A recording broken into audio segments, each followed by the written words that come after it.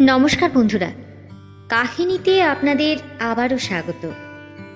আজ আবার একটা ভিন্ন স্বাদের প্রেমের গল্প নিয়ে চলে এসেছি কাহিনীর মঞ্চে।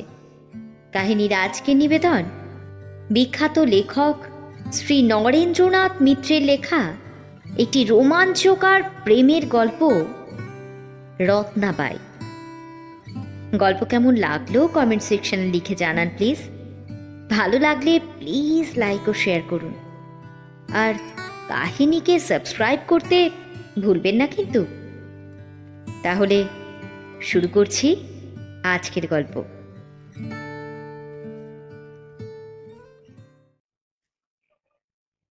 কাহিনীটি আবিরচাঁদ রূপচাঁদের আত্মজীবনাত্ম। বিভিন্ন সন্ধ্যায় বিভিন্ন প্রসঙ্গে এই কাহিনীর তিনি আভাস দিলেও প্রধানত একটি বিশেষ দিনের বৈঠকেই আমূল আখ্যানটি তার কাছ থেকে জানতে পেরেছিলাম। অবশ্য শ্রুতির পুনরুদ্ধার করতে গিয়ে অন্যান্য দিনের আলাপ আলোচনার কিছু কিছু অংশ যে এই কাহিনীর মধ্যে মিলে যায়নি, এ কথা জোর করে বলতে পারবো না। এটুকু রূপান্তর ছাড়া আর যা অদল বদল হয়েছে তা নিতান্তই ভাষান্তরে। তার প্রাদেশিক মারাঠি মিশ্রিত হিন্দিকে স্বকীয় ভাষায় অনুবাদ করে নিয়েছি। তাতে ভঙ্গিটা একটু এদিক ওদিক হলেও ভাবের বিশুদ্ধতা একটুও ক্ষুণ্ণ হয়নি, এ কথা নিঃসংশয়ে বলবো। মধ্যপ্রদেশের একটি নাতি খ্যাত শহরে আবিরচাঁদ রূপচাঁদের সঙ্গে আমার পরিচয় হয়েছিল। চাকরিতে ঢুকতে না ঢুকতেই সেই শহরের শাখা অফিসে আমার বদলির হুকুম এলো। শুনে প্রথমটা উল্লাসিতই হয়েছিলাম, এ উপলক্ষে নতুন একটা জায়গা অন্তত দেখে আসা যাবে। দেখলামও। গিয়ে সপ্তাহ দুয়েকের মধ্যে অঞ্চলটির ঐতিহাসিক প্রসিদ্ধি আর নৈসর্গিক চমৎকারিত্বের নিদর্শনগুলি ঘুরে ঘুরে সব নিঃশেষ করে ফেললাম। ভাঙাচোরা যত দুর্গ আর মন্দির, হ্রদ আর জলপ্রপাত, চারিদিকের ছোট বড় নানা আকারের পাহাড়ের বেষ্টনী একাধিকবার প্রত্যক্ষ করলাম। তারপর এলো ক্লান্তি। মাঠঘাটের সমতলে ছাড়া পাওয়ার জন্য চোখ তৃষ্ণার্ত হয়ে উঠল। মন ছটফট করতে লাগলো কলকাতার স্বজন বন্ধুদের জন্য। কিন্তু ছটফট করলে তো আর উপায় নেই। এ তো আর হাওয়া বদল নয় যে মনের মধ্যে উল্টো হাওয়া বইতে শুরু করলেই গাড়িতে উঠে বসবো। এমনই যখন মনের অবস্থা, আবিরচাঁদ রূপচাঁদের সঙ্গে হঠাৎ একদিন আলাপ হয়ে গেল। আলাপ এর আগেও যে কোনো একদিন হতে পারত। আমাদের অফিসের পাশেই তার বাড়ি। শুনেছিলাম শহরের অন্যদিকে তার মার্বেল পাথরের ব্যবসা আছে। এই 60 বছরের সাধারণ দর্শন পাথরের ব্যবসায়ীটি সম্বন্ধে আমার তেমন কোনো ঔৎসুক্য ছিল না, যদিও আমার সম্বন্ধেও ওর যে বিশেষ কোনো কৌতূহল ছিল এমন আমার মনে হয়নি। ঢুকতে বেরোতে প্রায় চোখে পড়ত। বারান্দায় ইজি চেয়ারে হেলান দিয়ে তিনি সামনের পাহাড়টির দিকে চেয়ে আছেন। ভ্রমণে ক্লান্তি আসার পর অফিস অন্তে আমিও বই নিয়ে চেয়ার পেতে তেতলার বারান্দায় বসতে শুরু করলাম। অফিসের ওপর তলায় আমাদের বাস ও আহারের ব্যবস্থা ছিল। পর 3-4 দিন বোধ হয় তিনি আমাকে অসময়ে চুপচাপ বসে থাকতে লক্ষ্য করেছিলেন। তারপর হঠাৎ একদিন সন্ধ্যার সময় তিনি আমাকে ডেকে জিজ্ঞাসা করলেন, বাবুজি আজকাল যে বেড়াতে বেরুচ্ছেন না? বেড়াবার এই তো সময়। বললাম, আর কোথায় বেড়াবো, বেড়াবার মতো নতুন জায়গা আর কই, সব প্রায় দেখাশোনা হয়ে গেছে। তিনি একটু হাসলেন। জায়গার আর দোষ কি, যে বেগে ছুটছিলেন তাতে 2 সপ্তাহে গোটা পৃথিবীও বোধহয় দেখা হয়ে যায়। আর এ তো সামান্য একটা পাহাড়ের শহর। কিন্তু ওভাবে নয়, আরো ভালো করে দেখুন বাবুজি। কেবল দেশ নয়, দেশের লোকজনকেও দেখুন, তবে তো পুরোপুরি দেখা হবে। উপদেশটি মামুলি বৃদ্ধজনিত, কিন্তু বলবার ভঙ্গিটা আমার বেশ ভালো লাগলো। হেসে বললাম, আপনার কথা মনে রাখবো, আর দ্বিতীয় পর্যায়ের দেখাটা আমার বর্তমান প্রতিবেশীটিকে নিয়েই শুরু করব ভাবছি। তিনি হেসে বললেন, বহুত আচ্ছা, বহুত আচ্ছা, আজই আসুন না আপনি। তবে বুড়ো মানুষকে দেখতে আসা মানেই কিন্তু তার কথা শুনতে আসা বাবুজি, তা মনে রাখবেন। ক্রমে আলাপ জমে উঠল। দেখলাম তিনি মিথ্যে কথা বলেননি, কথা তিনি একটু বেশিই বলেন। তবে তার সবই রূপকথা, উপদেশ কিংবা নির্দেশক কিছু নয়। ফলে ভয়ের বদলে ভক্তি এলো, রীতিমতো অনুরক্ত হয়ে উঠলাম তার। সময় চমৎকার কাটতে লাগলো। তিনি আবার চা খান না, আমিও চা ছেড়ে ভাঙের শরবত ধরলাম। তারপর এ অঞ্চলের পুরনো মন্দিরগুলির নামের কিংবদন্তি প্রসঙ্গে সেদিন তাকে কথায় কথায় জিজ্ঞাসা করে বললাম, আচ্ছা, এত কথা তো আপনি বললেন শেঠজি, কিন্তু আপনার নামের ইতিহাসটুকু তো কিছুতেই বললেন না। আবিরচাঁদ রূপচাঁদ একটু যেন বিস্মিত ভঙ্গিতে আমার মুখের দিকে তাকালেন। নামের আবার একটা ইতিহাস? কি বলেন বাবুজি, এ কি কোনো দুর্গের না মন্দিরের নাম যে কোনো একটা কিংবদন্তি থাকবে? বললাম, নেই বুঝি? নামটি কিন্তু আপনার সত্যিই চমৎকার। যৌবনে বোধহয় আপনি সুপুরুষই ছিলেন। পলকের জন্য আবির রূপচাঁদের দাড়ি গোপ চাচা কুঞ্চিত রেখাসংকুল মুখে কেমন একটা ছায়া পড়ল। কিন্তু তারপরেই তিনি সহাস্যে বললেন, হুম, তোমার অনুমান সত্য নয় বাবুজি। এই 61 বছর বয়সে রূপ আমার সবে খুলতে শুরু করেছে। তবে এ ধরনের প্রশ্ন কিন্তু তাই বলে আজ শুরু হয়নি। 37 বছর আগে আরও একজনের মুখে শুনেছিলাম। আমার নাম আর নামের অর্থ নিয়ে সেও উপহাস করেছিল। একটু ব্যথিত হয়ে বললাম, আমি কিন্তু আপনাকে ঠিক উপহাস করিনি শেঠজি। আবিরচাঁদ রূপচাঁদ অন্যমনস্কের মতো বললেন, তা জানি। বললাম, কিন্তু আমার মনে হচ্ছে 37 বছর আগের সেই মুখ নিশ্চয়ই খুব সুন্দর ছিল, না হলে সে মুখের কথা এতদিন ধরে আপনি মনে রাখতেন না। আবিরচাঁদ মৃদু হাসলেন। এবারকার অনুমান তোমার মিথ্যে হয়নি বাবুজি, তুমি ঠিকই বলেছ। সে মুখের মতো মুখ আমি জীবনে আর দেখিনি। বললাম, আপনার ভাগ্য ভালো, আপনি স্বচক্ষে দেখেছেন।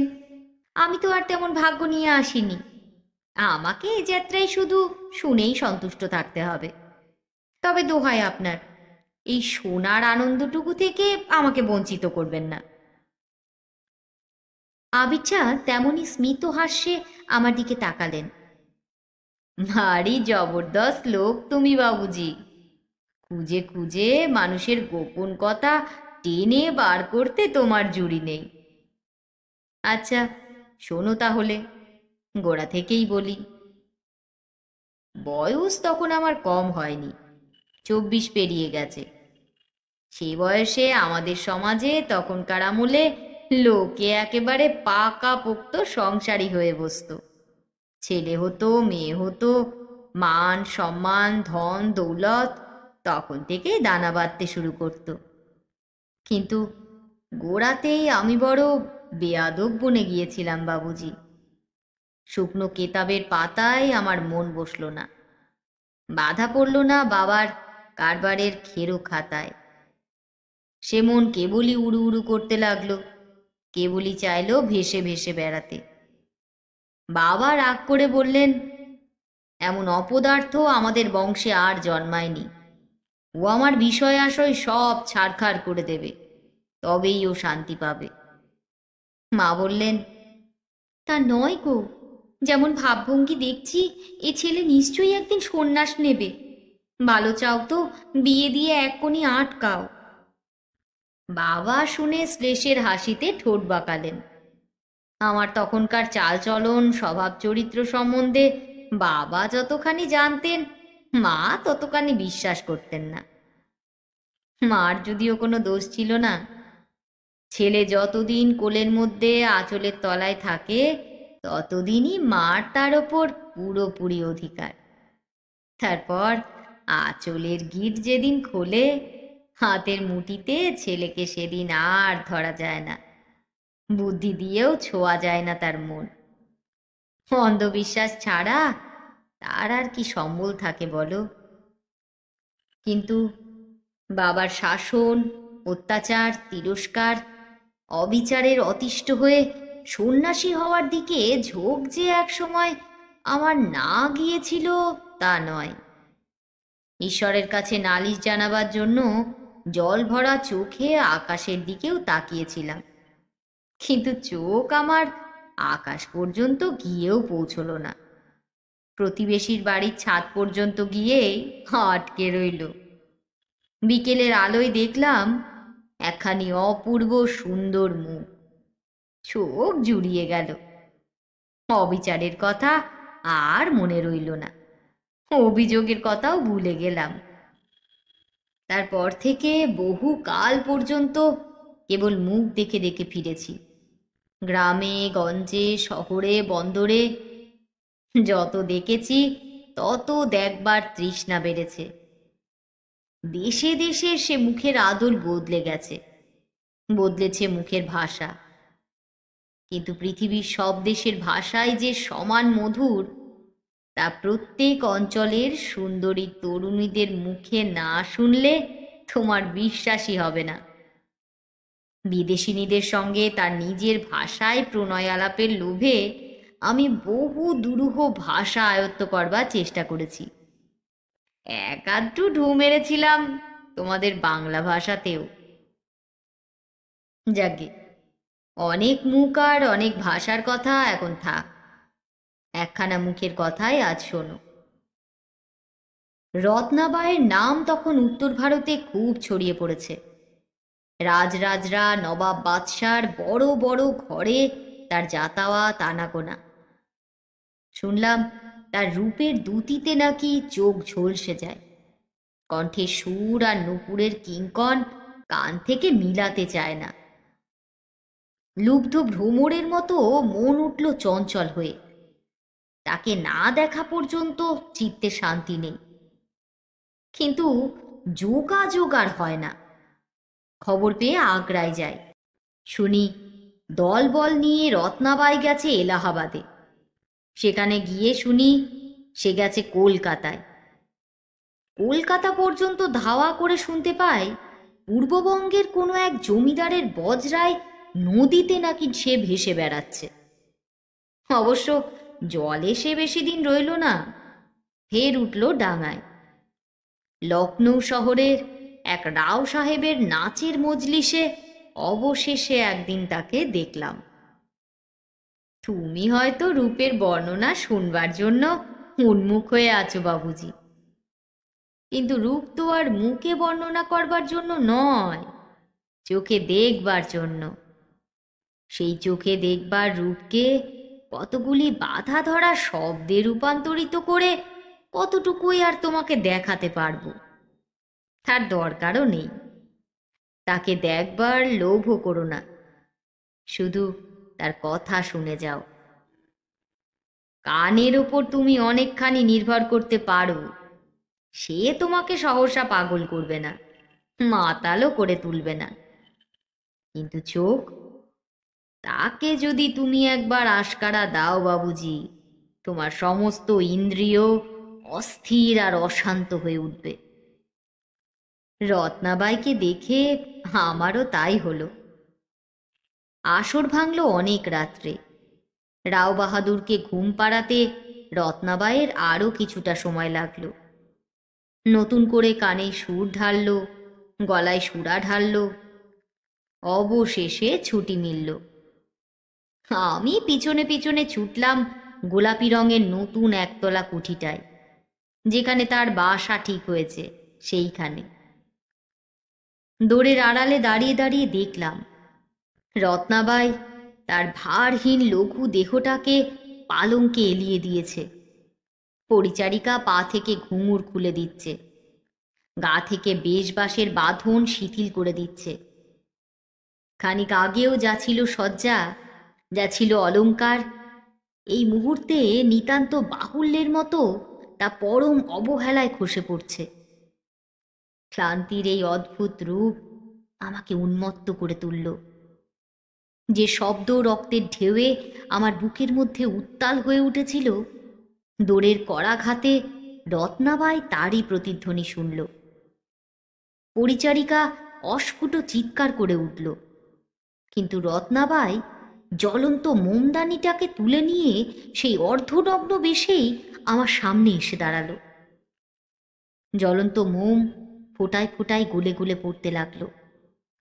মনে মনে ভাবলাম, আলাদা একটা মোমবাতির দরকার ছিল কি, রত্নাবাই নিজেই যখন এমন করে জ্বলতে জানে। এক মুহূর্ত আমার দিকে তাকিয়ে থেকে রত্নাবাই বলল, কে তুমি? বললাম, এই অধম রূপভিক্ষুর নাম আবিরচাঁদ রূপচাঁদ। আবিরচাঁদ রূপচাঁদ? এক ঝলক হাসি যেন উছলে পড়ল রত্নাবাইয়ের পাতলা পদ্মের পাপড়ির মতো দুটি ঠোঁটের ফাঁকে। সেই হাসির ঝলকে সুধা ছিল না, কিন্তু অঞ্জলি পেতে যদি তা ধরা যেত, তাহলে দু হাতে আমি সেই হলাহল আকণ্ঠ পান করতাম। তারপর আমার দিকে তাকিয়ে রত্নাবাই জিজ্ঞাসা করল, এ নাম তোমার কে রেখেছে? দেখলাম মুখের হাসি চাপা পড়লেও কৌতুকে ব্যঙ্গে রত্নাবাইয়ের দুটি চোখের হাসি তখনও উছলে পড়ছে। নিজের রূপহীন প্রতিবিম্ব রত্নাবাইয়ের সেই ঝকঝকে দু চোখের আয়নায় যেন নতুন করে প্রত্যক্ষ করলাম। বললাম, নাম রেখেছেন মা, মানাবে কিনা তা ভেবে দেখেননি, সে দোষ তো আর তার নয়। রত্নাবাই বলল, তবে কার শুনি? বললাম, প্রিয়ার। মা শুধু নাম রাখেন, ভঙ্গি দিয়ে সুর দিয়ে সে নামের মান রাখেন প্রিয়া, নিত্য নতুন মানে যোগান। পরম কৌতুকে ভ্রু দুটি নেচে উঠল রত্নাবাইয়ের। তাই নাকি? কিন্তু এখানে তোমার নামের সেই মানে যোগাবে কে? বললাম, কেন, তুমি? হাসির ঢেউয়ে রত্নাবাই যেন টুকরো টুকরো হয়ে ছড়িয়ে পড়ল। হলো হীরাবাই, দেখ এসে আমার শেষ রাতের প্রেমিক এসেছে। বেশ বেশ, এবার দর্শনী বাবদ 50 গিনি গুনে দাও বন্ধু, তারপর ঘরে এসো। বিস্মিত হয়ে বললাম, 50? রত্নাবাই বলল, হ্যাঁ বন্ধু, 50। তোমার ভাব দেখে মনে হচ্ছে গিনিগুলি তোমার সঙ্গে নেই। যাও, নিয়ে এসো ঘর থেকে, আমি তোমার পথ চেয়ে বসে থাকবো। এক রাত যদি ভোর হয় ভেবো না, আরো 1000 রাত আছে। 1000 রাত যদি ভোর হয়, আছে লক্ষ রাত। খিলখিল করে ফের হেসে উঠে রত্নাবাই দোর বন্ধ করে দিল। অত টাকা সত্যিই সঙ্গে ছিল না, কিন্তু মনে মনে সংকল্প করলাম, যেমন করেই হোক এই 50 গিনি জুটিয়েই আনব। তারপর সেই গিনির মালা রত্নাবাইয়ের চোখের সামনে তুলে ধরব। সেদিন কৌতুকের বদলে লোভে তার চোখ চকচক করবে, রুদ্ধদ্বার খুলে যাবে।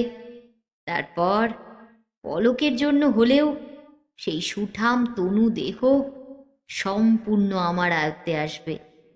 তাকে নিয়ে যা খুশি করব। ফিরে এলাম দেশে। উপার্জনের কোনো বিদ্যাই তখনও জানা ছিল না। বার কয়েক ক্যাশ বাক্স ভাঙবার পর বাবার দোকানে কি শোবার ঘরে ঢোকবার হুকুম আমার ছিল না। তাই নিতান্তই নিরুপায় হয়েই মায়ের গয়নার বাক্স ভাঙলাম। মা জেগে উঠে আমার হাত চেপে ধরলেন। আমার হাত তার চোখের জলে ভিজে গেল। বললেন, এ গয়না যে তোর বউয়ের জন্যে রেখেছি আবির।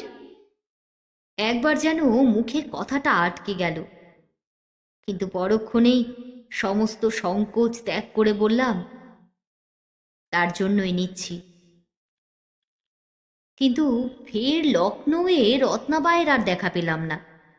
শুনলাম আবার নাকি সে কোথাও গাওনায় বেরিয়েছে। খুঁজতে বেরুলাম, কিন্তু নতুন অধ্যায়ে কিছুতেই আর তার দেখা মিলল না। মাসের পর মাস কাটল, ঘুরে এলো বছর। তারপর একদিন শোনা গেল রত্নাবাইয়ের আর কোনো উদ্দেশ্যই পাওয়া যাচ্ছে না। কেউ বলল সন্ন্যাসী হয়ে সে নাকি গেছে হিমালয়ের দিকে। কেউ আবার বলল বাইজি জীবনে ব্রিটিশ না আসায় কুলবধূ সেজে সে নাকি অজানা গায়ের পাতার ঘরে ঢুকেছে, আত্মগোপন করেছে ওড়নার আড়ালে। সর্বশেষ জনশ্রুতি হলো তার বুকে ব্যর্থ প্রণয়ীর ছুরি বিঁধেছে, তাকে নাকি আর ইহলোকে পাওয়া যাবে না। শূন্য হাতে ফের ঘরে ফিরলাম। রত্নাবাইয়ের দেখা না মিললেও পথে পথে ছোটখাটো মণিমুক্তার অভাব হয়নি। মায়ের গয়না তাদের বিলিয়ে দিয়ে এলাম। ভাগ্য আমার ভালো ছিল, ঘরে কারোর কাছে কৈফিয়ত দিতে হলো না। ঘরে মাকেও দেখলাম না, বাবাকেও না। শুনলাম দিন কয়েক আগে প্লেগে নাকি তারা পঞ্চত্ব পেয়েছেন। আবির চাঁদ আমার দিকে তাকিয়ে এরপর মুহূর্তকাল চুপ করে রইলেন। আমিও আর কোনো কথা বললাম না, কিন্তু পর মুহূর্তেই প্রসন্ন মৃদু হাসিটি তার মুখে আবার ফিরে আসতে দেখে আমি স্বস্তি বোধ করলাম। তিনি আবার শুরু করলেন, অবশ্য মা বাবার মৃত্যুকে অবিশ্বাস করবার জো ছিল না। প্লেগে সেবার শহরে বহু লোক মারা গিয়েছিল। আত্মীয় স্বজনদের কেউ কেউ তাদের মৃত্যুশয্যায় উপস্থিত ছিলেন, আর আমাকে এসে সান্ত্বনাও দিয়েছিলেন যে সাধ্যমতো চিকিৎসা তারা নাকি ত্রুটি করেননি। সুতরাং তাদের মৃত্যু শোককে বেশ স্বাভাবিকভাবেই নিতে পেরেছিলাম। কিন্তু রত্নাবাইয়ের মৃত্যু কিছুতেই বিশ্বাস করিনি। বিশ্বাস করবার আমার সাধ্যও ছিল না। আমার ছুরি ছাড়া আর কোনো ছুরি তার বুকে বিঁধতে পারে এই কথা কিছুতেই আমার মনোপুত হয়নি। আমার চেয়েও বেশি ব্যর্থ প্রণয়ী তার আর কে আছে? বেশি ধার আছে কার ছুরিতে? তাই তার অনুসন্ধানে কোনো দিন আমি নিরস্ত হতে পারিনি। অবশ্য অন্য কারোর মুখ দেখে তার মুখ বলে মাঝে মাঝে যে ভুল না হয়েছে তা নয়। তার মুখ বলে ভুল হয় না এমন মুখ দেখেও মাঝে মাঝে ভুলেছি। কিন্তু রত্নাবাইকে কোনো দিনই সম্পূর্ণ বিস্মৃত হতে পারিনি। তার সেই আয়নার মতো ঝকঝকে চোখ আমার সমস্ত পৃথিবীকে আড়াল করে দাঁড়িয়েছে। তার ঠোঁটের সেই বিদ্রূপ বাঁকা রূপ তীরের ফলার মতো আমার সমস্ত জীবনকে এপিট ওপিট বিদ্ধ করে রেখেছে। আমি কি করে তাকে ভুলবো? তবু খুঁজে খুঁজে কিছুতেই তাকে পাওয়া গেল না। মনের মধ্যে কাটার মতো দিনের পর দিন সে বিদ্ধ হয়ে রইল, ফুলের মতো কোনোদিন ফুটেই উঠতে পারল না। বছর 15 বাদে সন্ধ্যার পরে এই ঘরেই বেশ জাঁকজমকের সঙ্গে সেই দিন গানের আর পানের অনুষ্ঠান শুরু হয়েছিল।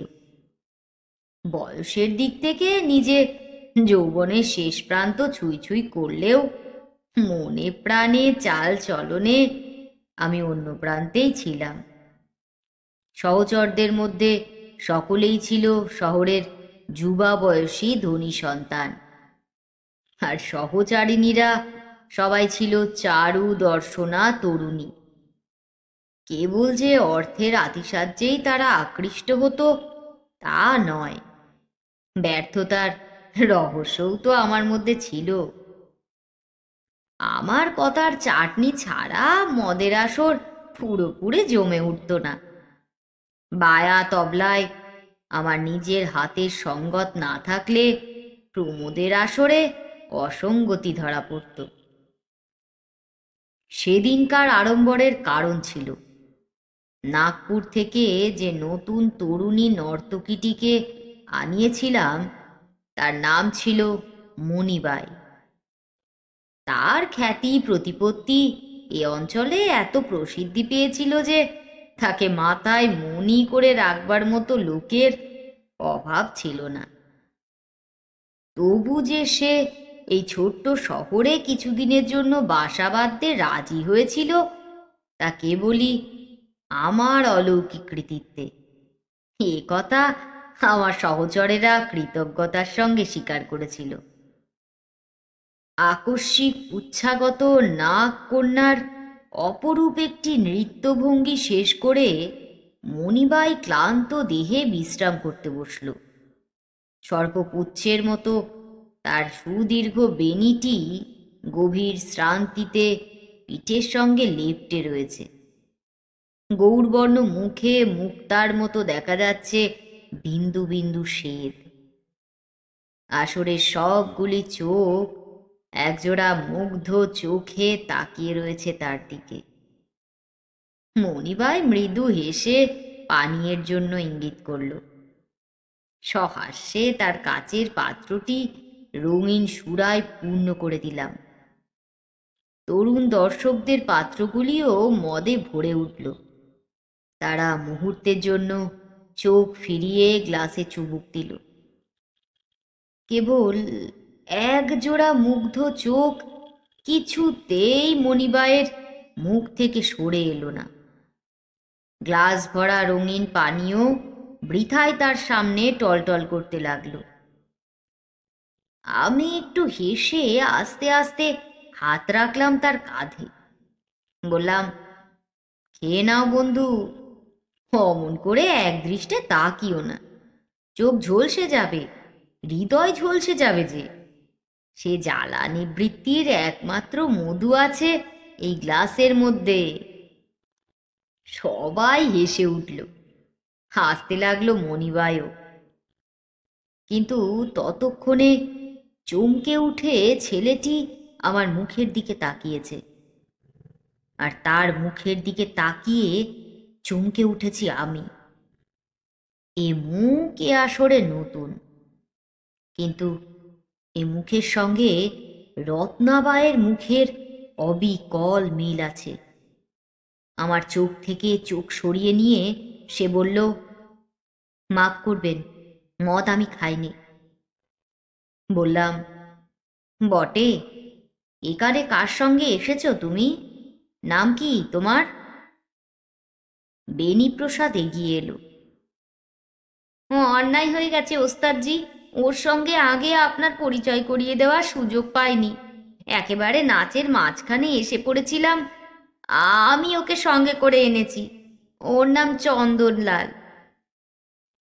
আমি বললাম, বেশ বেশ, দল যত ভারী হয় ততই ভালো। তা চন্দনলাল, এখানে কোথায় থাকো? তার হয়ে বেণীপ্রসাদই জবাব দিল, আগে বেশি দূরে নয়, নর্মদার তীরে ভেরিঘাট গায়ের কাছাকাছি। এখানে পাঠশালায় রোজ পণ্ডিতি করতে আসে। বললাম, কিন্তু এখানে কেন?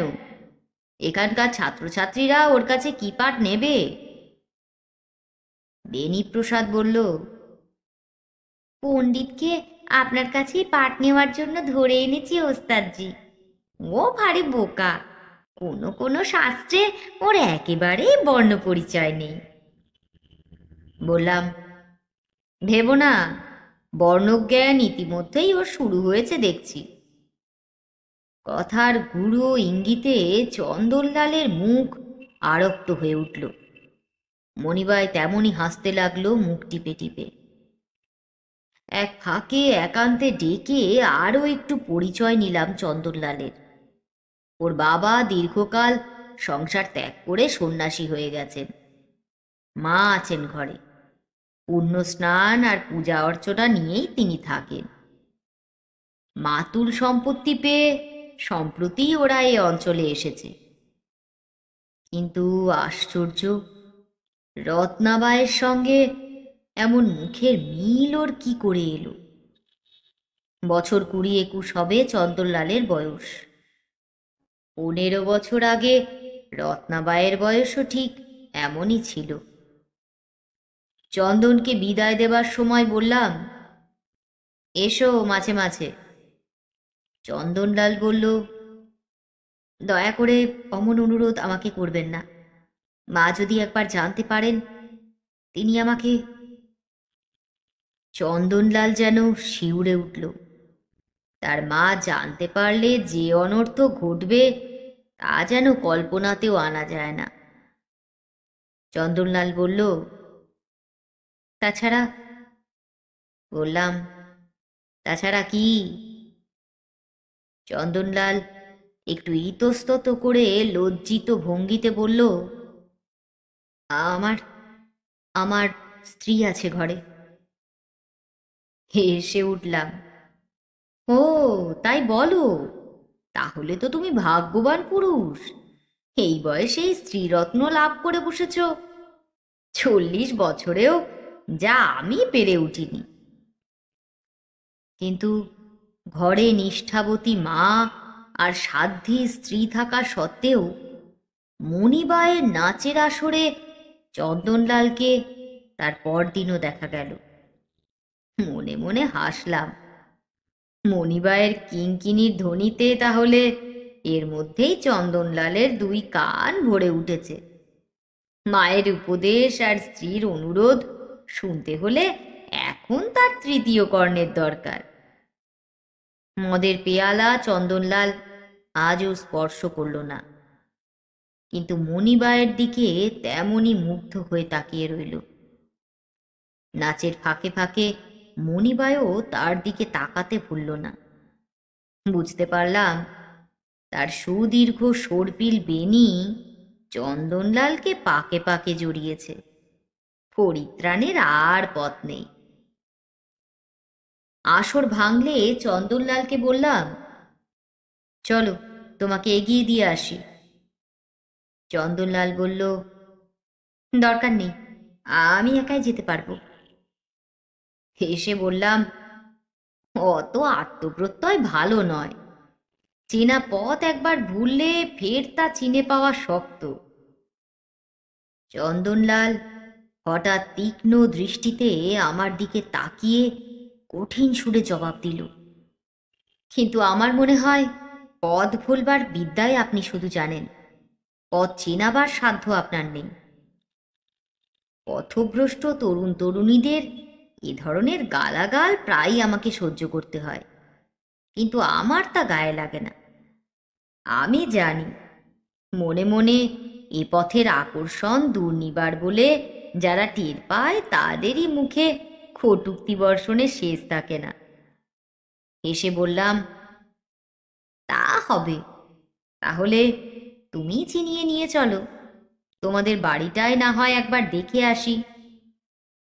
চন্দনলাল রূঢ় কণ্ঠে বলল, আমি কি এতই নির্লজ্জ যে আপনার মতো সঙ্গীকে মার সামনে নিয়ে উপস্থিত করব? বললাম, আচ্ছা তাহলে থাক, তুমি এসো মাঝে মাঝে, তাতে বোধহয় লজ্জায় এতখানি বাঁধবে না।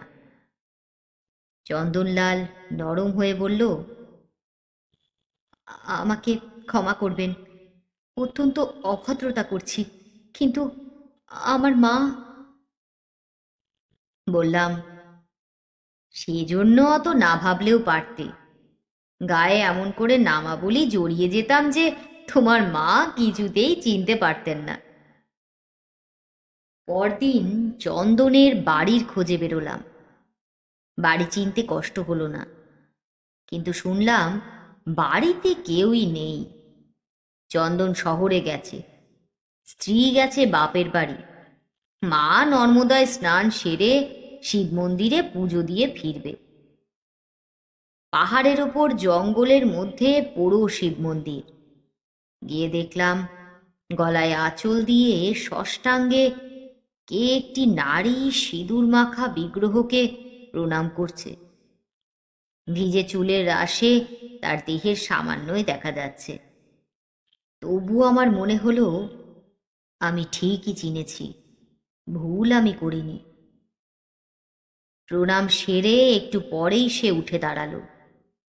শ্বেত পাথরের রেকাবি তুলে নিল হাতে। ফুল বেলপাতা সবই দেবতাকে নিবেদন করা হয়েছে। খানিকটা রক্তচন্দন কেবল লেগে রয়েছে রেকাবিতে। মন্দির থেকে বেরিয়ে পাথরের সিঁড়ির প্রথম ধাপে পা দিতেই সে আমাকে সামনে দেখতে পেল। কে আপনি? এইখানে কি চান? এ সেই রত্নাবাই, কোনো সংশয় নেই তাতে।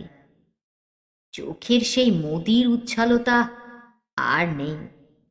ঠোঁটের কোণের বাঁকা বিদ্রূপ তার অন্তর্নিহিত হয়েছে, কিন্তু তার সেই পদ্মের পাপড়ির মতো রং আজও ম্লান হয়নি। তবু দেহের কোথাও এতটুকু মাত্র বিকৃতি হয়নি। কঠিন তপশ্চর্যায় জবাকে সে বহু দূরে ঠেকিয়ে রেখেছে, যৌবনকে বেঁধে রেখেছে সংযমের বাঁধনে। আজও সেদিনের মতোই আত্মপরিচয় দিলাম। আমার নাম আবির চাঁদ রূপচাঁদ। নাম শুনে সেদিনের মতো রত্নাবাই আজ আর হাসির টুকরোই ছড়িয়ে পড়ল না, উপহাসে তার চোখ উচ্ছলও হলো না। কিন্তু সেই শান্ত বিষণ্ণ সুন্দর দুটি চোখ হঠাৎ এক বিজাতীয় ঘৃণায় যেন আবিল হয়ে উঠল। কণ্ঠের মৃদুতায় কঠিন তিরস্কার ঢাকা পড়ল না। বললাম, কিন্তু এ ছাড়াও আমার আর একটু পূর্ব পরিচয় আছে। রত্নাবাই বলল, পূর্ব পরিচয়? সে আবার কি? বললাম, 50 গিনির অভাবে তোমার দৌড় একদিন আমার মুখের সামনে বন্ধ হয়ে গিয়েছিল রত্নাবাই। তবে ভরসা দিয়েছিলে যদি দর্শনই সংগ্রহ করতে পারি, 1000 রাত 1,00,000 রাত ধরে তুমি আমার জন্য নাকি প্রতীক্ষা করবে। সেই 50 গিনির দর্শনই আজ আমি নিয়ে এসেছি রত্নাবাই। তোমার দৌড় এবার খোলো, প্রতিজ্ঞা রাখো। এক নৈসর্গিক ভয়ে রত্নাবাইয়ের সর্বাঙ্গ যেন থরথর করে কেঁপে উঠল। আপনি আপনি ভুল করছেন। আমার নাম রমাবতী, আমি চন্দনের মা। আপনি আমাকে চিনতে পারেননি। রত্নাবাইয়ের গলা কাঁপতে লাগলো। হেসে বললাম, বরং তুমি আমাকে চিনতে পারোনি রত্নাবাই। আমি তোমাকে কেবল নিজেই চিনেছি তা নয়, আরো অনেককে চিনিয়ে দেওয়ার ভারও নিয়েছি। সেই অনেকের মধ্যে চন্দনও থাকবে। তবে তোমার সম্মতি না পেলে হঠাৎ আমি কাজে নামব না। তুমি যদি প্রতিজ্ঞা রাখো, আমিও রাখব। রত্নাবাই বলল, এত হীন তুমি, এত জঘন্য! তুমি কি চাও? বললাম, সেদিনও যা চেয়েছিলাম আমি আজও তাই চাই। আমি ভিক্ষু রত্নাবাই। রত্নাবাই কাঁপতে কাঁপতে ফের মন্দিরে ঢুকল। দূর হও, দূর হও এখান থেকে। তারপর সেদিনের মতোই আর একবার সশব্দে দৌড় বন্ধ করে দিল রত্নাবাই। বললাম, ভুল করলে রত্না, দৌড় তোমাকে খুলতেই হবে। কারণ 50 গিনির চেয়ে এবার কিছু বেশি দর্শনই আমার হাতে এসেছে। বাড়ি গিয়ে মণিবাইকে আরো মাস কয়েকের টাকা আগাম দিলাম, আর বেণীপ্রসাদকে বলে দিলাম চন্দনকে খবর দিতে। শুনলাম রত্নাবাইও তোড়জোড় কম করেনি। পুত্রবধূ তারাবতীকে পরদিনই বাপের বাড়ি থেকে আনিয়েছে। কড়া পাহারা বসিয়েছে ছেলের চারদিকে। শিব মন্দিরে পূজা অর্চনার পরিমাণ বেড়ে গেছে। বেড়েছে রত্নাবাইয়ের উপবাস আর মন্ত্র জপের সংখ্যাও। কিন্তু রত্নাবাইয়ের সমস্ত আধ্যাত্মিক সাধনা আমার কাছে হার মানল। দিন কয়েক বাদে বেণীপ্রসাদের সঙ্গে ফের এলো চন্দনলাল। মণিবাই তাকে নির্জন কক্ষে অভ্যর্থনা করল। খবর পেলাম মদ সেদিনও চন্দন ছোঁয়নি, তবে মণিবাইয়ের অথর মদিরা নাকি অবশ্যই পান করেছে। খবর দেওয়ার জন্য নিজেই গেলাম রত্নাবাইয়ের খোঁজে, কিন্তু ঘরের কাছে যেতে না যেতেই নুপুরের ধ্বনি কানে এলো। অবাকই হলাম, এ তো আমার বাড়ি নয়, তপস্বিনী রমাবতীর গৃহাঙ্গন। এখানে নুপুর বাজবে কেন? পা টিপে টিপে বেড়ার পাশে গিয়ে দাঁড়ালাম। এমন দৃশ্য আমিও কল্পনা করিনি। ফের নাচের আসর বসেছে রত্নাবাইয়ের ঘরে, কিন্তু আজ সে নিজে নাচছে না, নাচ শেখাচ্ছে পুত্রবধূকে। তারাবতী বিস্মিত চোখে এক একবার শাশুড়ির দিকে তাকাচ্ছে, তারপর ধমক খেয়ে আড়ষ্ট ভঙ্গিতে ফের নুপুর বাঁধা পা ফেলছে মাটিতে। রত্নাবাই অসন্তুষ্ট ভঙ্গিতে মাথা নাড়ছে। হতভাগী, আরো মন দিয়ে শেখ, আরো যত্ন নে। স্ত্রী সেবা যে মূর্খ চাইল না, নুপুর পরা পা তুলে দে তার কোলে, দেখ তাতে যদি সে ভোলে। আশ্বস্ত হয়ে ফিরে এলাম ঘরে। শিব ফেলে রত্নাবাই তাহলে এবার অশিবের শরণ নিয়েছে, আমার পালা তাহলে এসেছে। এখন যে কোনো একদিন রত্নাবাই এসে ঘরে ঢুকলেই হয়। মণিবাইকে বকশিস দিয়ে বললাম, তোমার কাজ শেষ, আর তোমাকে বেঁধে রাখতে চাই না। মণিবাই অপূর্ব ভ্রুভঙ্গি করে বলল, কিন্তু আমি যে বাধা পড়েছি। হেসে বললাম, সে তো আমার টাকায় আর চন্দনের রূপে, কিন্তু নেওয়ার সময় কেবল টাকায় মণিবাই দুহাতে কুড়িয়ে নিল, চন্দনকে সঙ্গে নিল না। এতদিনে আমার উপদেশ চন্দনের মনে পড়ল। সুরার পাত্রে অধরের স্বাদ খুঁজতে লাগলো। তারপর একদিন সত্যি ডাক এলো রত্নাবাইয়ের কাছ থেকে। শিব মন্দিরে নয়, তার নির্জন শয়ন ঘরেই। চন্দনলাল বাড়িতে ঢোকে না, অকেজো তারাবতীকে ফের বাপের বাড়ি পাঠানো হয়েছে। ঘরে শুধু আমি আর রত্নাবাই। অঙ্গে সামান্য আভরণ, পরনে লাল পেড়ে তসরের শাড়ি, তবু যেন রূপের অন্ত নেই। মনে হলো যেন পাথরে গড়া একখানা দেবী মূর্তি। কিন্তু আমি তো দেবতা নই, আমার রক্তে রূপের ক্ষুধা। সে রূপ পাথরের মধ্যে আমি দেখতে শিখিনি। আমার চোখে রূপময়ী শুধুমাত্র রক্ত মাংসের নারী, তবে তার হৃদয় বোধহয় পাথরেরই। তার সেই পাথরের প্রতিমা হঠাৎ আমার পায়ের ওপর ভেঙে পড়ল। ঝর্ণার ধারা ছুটল পাথর ভেঙে। মিনিট কয়েক নিঃশব্দে কাটল। শেষে রুদ্ধ কণ্ঠে রত্নাবাই বলল, রক্ষা করো চন্দনকে, ওকে বাঁচাও। তুমি যা চেয়েছ তাই আমি দেব। আমি মুহূর্তকাল চুপ করে থেকে হঠাৎ বললাম, আচ্ছা, সত্যিই কি 15 বছর আগে কেউ তোমার বুকে ছুরি বিঁধিয়েছিল? রত্নাবাই প্রথমে বিস্মিত হয়ে আমার দিকে তাকালো, তারপর ম্লান এক টুকরো হাসি তার সুন্দর দুটি ঠোঁটে আভাস ফেলতে না ফেলতেই মিলিয়ে গেল। রত্নাবাই বলল, 15 নয়, 21 বছর। আজ মনে হচ্ছে বিষাক্ত ছুরি বটে, কিন্তু সেদিন তা মনে হয়নি। সেদিন চন্দনকে পেয়ে হৃদয় আমার জুড়িয়ে গিয়েছিল। মনে হয়েছিল অমৃত ভরা চাঁদ ধরেছি বুকে।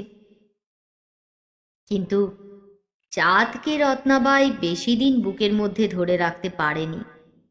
অনেক কষ্টে বাহুর গ্রাস থেকে রক্ষা করে তাকে দূর সম্পর্কীয় এক বোনের হাতে পৌঁছে দিয়েছিল। চন্দনের বয়স যখন বছর 5, হঠাৎই একদিন সেই বোনের কাছ থেকে খবর এলো কঠিন রোগে চন্দনের বাঁচবার আর আশা নেই। রত্না যেন তাকে শেষ দেখা দেখে আসে। ছেলের চিকিৎসায় প্রায় সমস্ত সঞ্চয় ব্যয় করল রত্নাবাই, তবু তার প্রাণের আশা দেখা দিল না। দিনের পর দিন অনাহারে মাথা কুটল রত্নাবাই শিব মন্দিরে। প্রতিজ্ঞা করল, ছেলে যদি বাঁচে আর সে ব্যবসায় নামবে না। সত্যের পথে, ধর্মের পথে ছেলেকে সে মানুষ করে তুলবে। পরদিন শহর থেকে সবচেয়ে বড় ডাক্তার এসে বললেন, ভয় নেই, এতদিন ভুল চিকিৎসা হয়েছিল। চন্দন বেঁচে উঠল, কিন্তু রত্নাবাই আর ভুল করল না। দেব মন্দিরের সেই প্রতিশ্রুতি রত্না ভাঙল না, ছেলের কল্যাণের জন্য। শুধু তার মুখের দিকে চেয়ে এতদিনের খ্যাতি আর ঐশ্বর্যের পথ সে ছাড়ল। ছেলেকে নিয়ে অখ্যাত এক পাহাড়ের গায়ে ঘর বাঁধল। তবু একদিন কপাল ভাঙল। চন্দনের উচ্ছৃঙ্খল রক্তের মধ্যে প্রমত্তা রত্নাবাইয়ের যৌবনের সেই চঞ্চল নূপুরের ধ্বনি শোনা গেল। উপকথার মতোই রত্নাবাইয়ের বিগত 15-16 বছরের ইতিবৃত্ত শুনে গেলাম। তারপর রত্নাবাই আবার আমার মুখের দিকে তাকালো। তোমার যা দাবি আছে তুমি নাও, কিন্তু চন্দনকে ফিরিয়ে দাও, ওকে রক্ষা করো। রত্নাবাইয়ের চোখের কোলে মুক্তার মতো ফের 2 বিন্দু অশ্রু টলটল করে উঠল। ইচ্ছা হলো চুম্বনে চুম্বনে সেই অশ্রুর বিন্দু দুটি মুছে দিই, কিন্তু পরক্ষণেই সংযত করলাম নিজেকে। শুধু চুম্বনে কি এই অতল অশ্রুর সিন্ধু শুকাবে? বললাম, আচ্ছা, আজ যাই রত্নাবাই, তোমার উপযুক্ত দর্শনী নিয়ে আর একদিন আসব।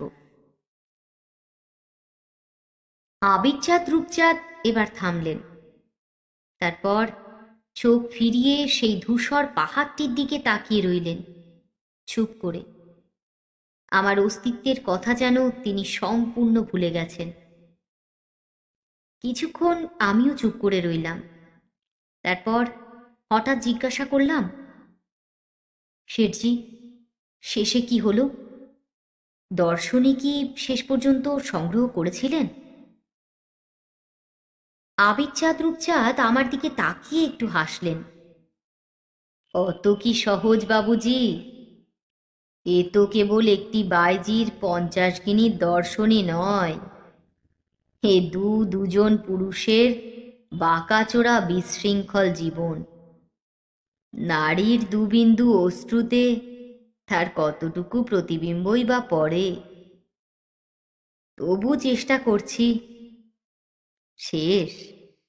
না বাবুজি, এ গল্পের শেষ আজও হয়নি।